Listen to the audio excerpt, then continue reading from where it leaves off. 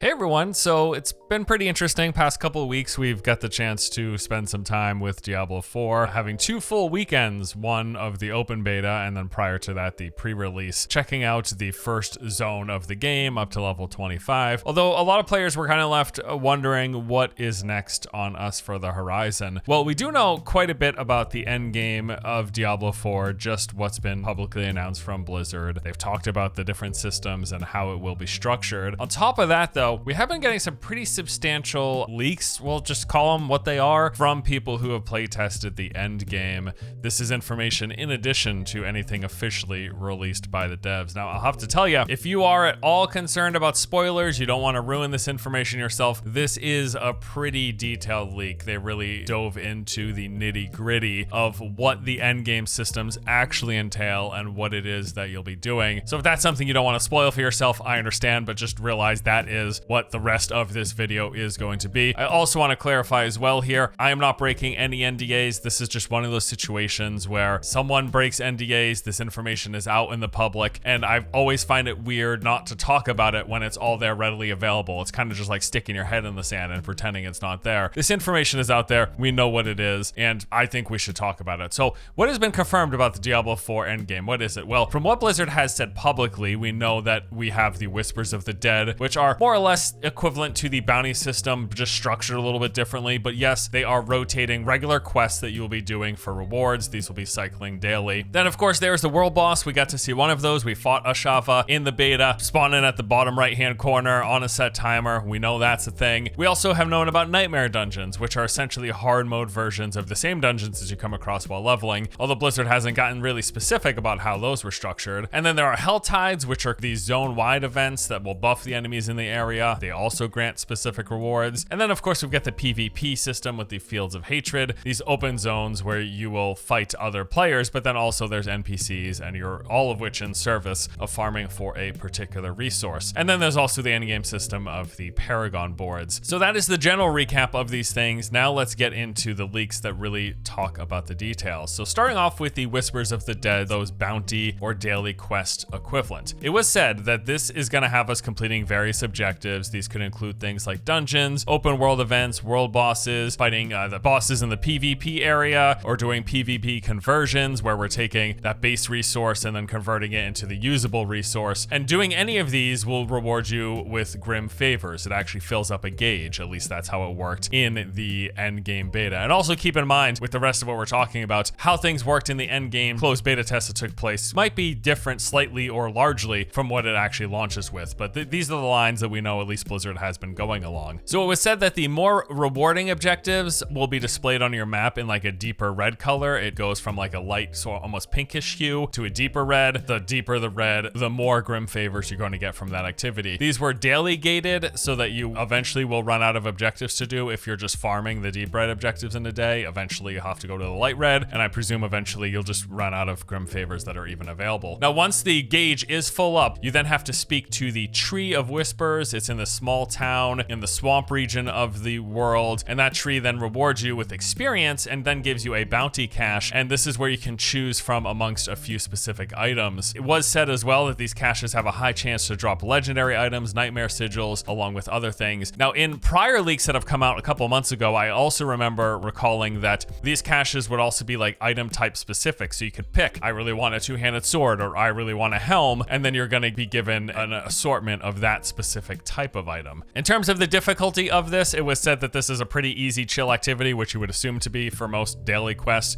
and it also lets you pick whatever objectives you want, so there's variety there. Like, you can decide how you want to fill up the gauge. You don't have to just do these particular things. You could do easier things or a wide variety of things, whatever you want. And the rewards that you get for doing the Whispers of the Dead include the nightmare sigils. This apparently is a very good source of those. These will be basically the keys that we use to make nightmare dungeons, the experience that you get for your character, and then any legendary item drops. Okay, now let's move on to the Helltide events, which are evidently comparable to Diablo 2's Terror Zones. Basically what happens here is a big area somewhere on the map will be completely engulfed with this event. It becomes corrupt, and in doing so, the area is populated with these new and more dangerous monsters, as well as bosses and events that can spawn there specific to the Helltides. These also include a very strong roaming boss, apparently named Karax the Forerunner, that usually requires a group to be defeated. Evidently, this is very difficult, can be soloed, but requires a strong build or being overgeared. So yes, killing stuff in these areas will reward you with these aberrant cinders, which allow you then to open these chests called tortured gifts that are scattered around the region when a Helltide event is happening. And those chests will actually give a specific legendary. That legendary will be indicated on the chest itself, so you know ahead of time what you will be getting when you turn in those cinders to open that chest, as well as this unique crafting material called the Fiend Rose, which evidently wasn't found anywhere else in the game and allows you to upgrade your gear to the highest rank. So you know how we've got the ability to upgrade our gear, the different rarities have different amounts that can be upgraded, but you basically just enhance the overall power of it. Well, apparently that final rank requires the Fiend Rose, which as of that closed beta endgame test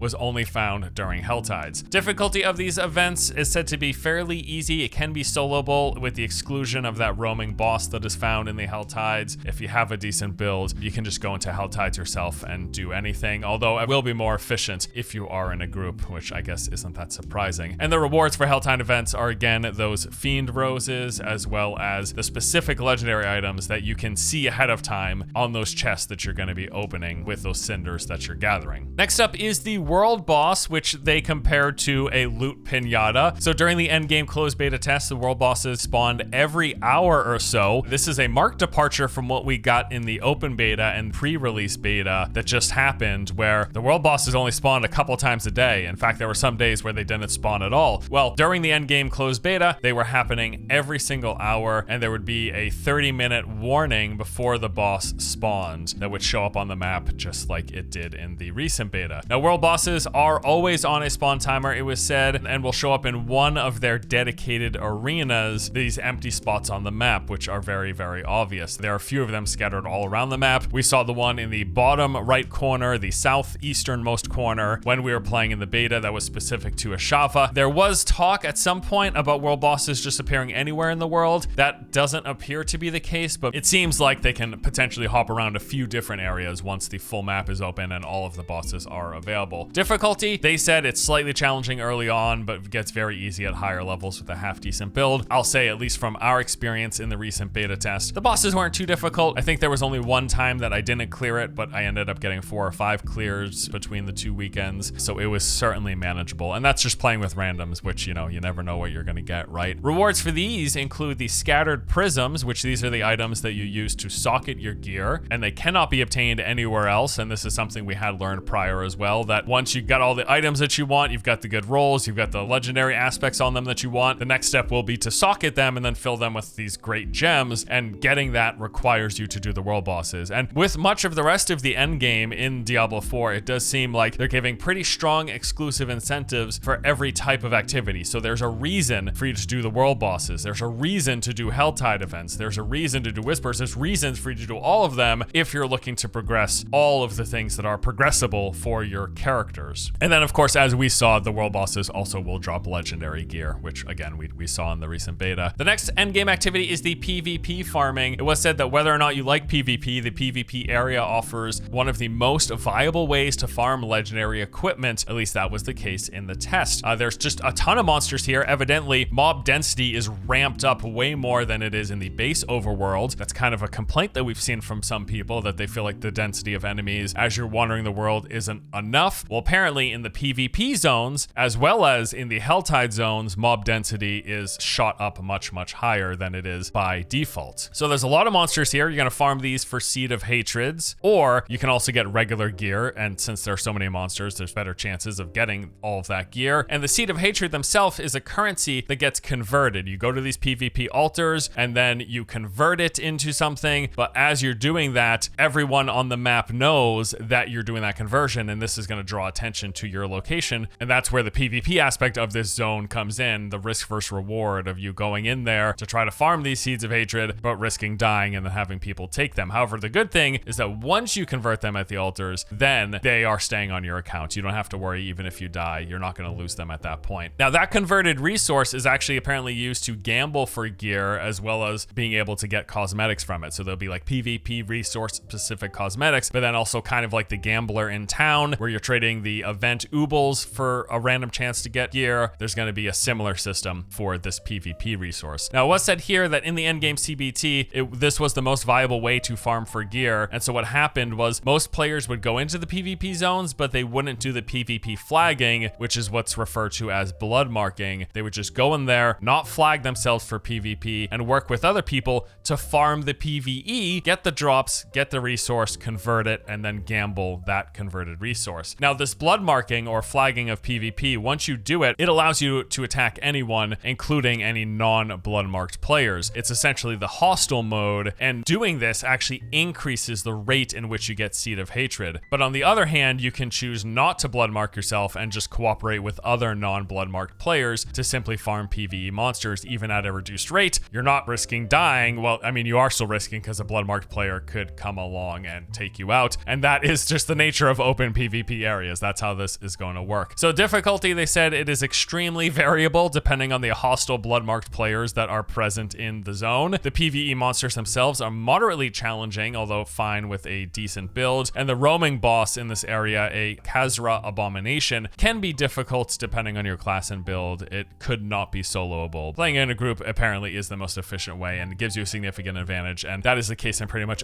any open world PvP game I've ever played. If you have more bodies there, a lot of times it doesn't matter how skilled the other players are. Variable for games, but we'll see how it plays out in D4. The rewards for the PvP farming are the Seeds of Hatred that you convert to gamble for gear or buy cosmetics, as well as the drops that come from the monsters, the regular drops including legendaries, and again, the mob density here is quite high. And the final major endgame system are the Nightmare Dungeons. These were comparable to Path of Exile's maps. You could also make the comparison to Rifts in Diablo 3, in that this is the endgame repeatable thing that you're going to be doing quite frequently. Now, this is evidently the most challenging content as of the closed beta test. We'll keep amending with that. As of the closed beta test, this was the hardest, most difficult content, and the one that you're probably going to be doing the most. It's what many will call the true endgame. So the Nightmare Sigils that you get from those other sources we mentioned earlier, these are consumable. They can be crafted at the occultist, and taking a sigil to the particular dungeon that it's for will corrupt that dungeon with certain affixes. Now, once the dungeon is corrupted, you have to make your way to it by foot or horse. You don't just get instantly teleported there, so you got to go to the closest waypoint, walk to the entrance of the dungeon, or if other players are already there, apparently you could be summoned as well. And while you're in the Nightmare Dungeon, it's harder, yes, but you also have a limited number of revives. So the level of the monsters in the dungeon will depend on the tier of the sigil. As an example, a tier 66 Nightmare Sigil would give you monster levels of 120. And just as a reminder, the max player level in Diablo 4 is 100. So as for what changes, well, apparently the dungeon objectives themselves do not change. So everything that you still did in the normal version of the dungeon, going to find the key, activating the switch, bringing a stone to the door, that stays the same. However, monster density is increased, and some affixes may affect the way you play. One example they gave is there's an affix that makes a lightning bolt periodically hit you. It can one-shot you. However, there at the same time is an artifact following you around that will periodically cast a dome. So you have to go under the dome to avoid being hit by the lightning bolt and not get one shot. Basically what this does is it just adds another layer in addition to sprinting through the dungeon, AoE farming, and completing that dungeon's objectives. There's one more additional system to engage with on top of that, beyond the increased difficulty, the increased density, and then any changes the monsters themselves may have. And they said that there are probably a handful of such affixes like the lightning dome, which are kind of really standout features. For the difficulty of Nightmare Dungeons, this is again said to be the most challenging PvE content so far. The difficulty goes up to tier 100, while the open world content is limited to Torment, also known as tier 4. And reaching this high is going to require a very good, if not meta build, dare I say. And the Nightmare Dungeons are soloable, but playing as a group is more efficient, especially since it effectively gives you more revives, because if another player revives you rather than you clicking respawn, that doesn't count as one of your wasted revives. And since the number of revives are restricted in the Nightmare Dungeons, clearly there's a big advantage to playing here with other player. Rewards from the Nightmare Dungeons include glyphs, the leveling up of said glyphs, and this is going to be another aspect in addition to the Paragon boards, and the gear that you're farming for that plays into the endgame power progression. And evidently this is a great source of ancestral gear, however not the only source. And that is just about all of the big details when it comes to the endgame PvE content and some really interesting specifics. Now, as I mentioned partway through here, keep in mind, these are the details as of the closed beta test that happened for the Endgame, which was in fall of last year. Things can and may very well have changed from now and even up until release. There might be additional adjustments. We are expected to get some more official details and word from Blizzard in the coming months when it comes to Endgame. They specifically said they were going to talk more about this after the betas. The betas are over, so we expect them to talk more about it at some point soon, and I'll be interested to see how much of what Blizzard officially comes out with ends up lining up with some of this leaked information. But either way, pretty cool stuff, cool to learn about, and I'm really interested and excited to actually get to try all of these systems out for myself. That's gonna do it today. Thank you guys for watching the channel, the new channel. Appreciate you stopping by, and I'll see you later for more Diablo 4 content. Take it easy.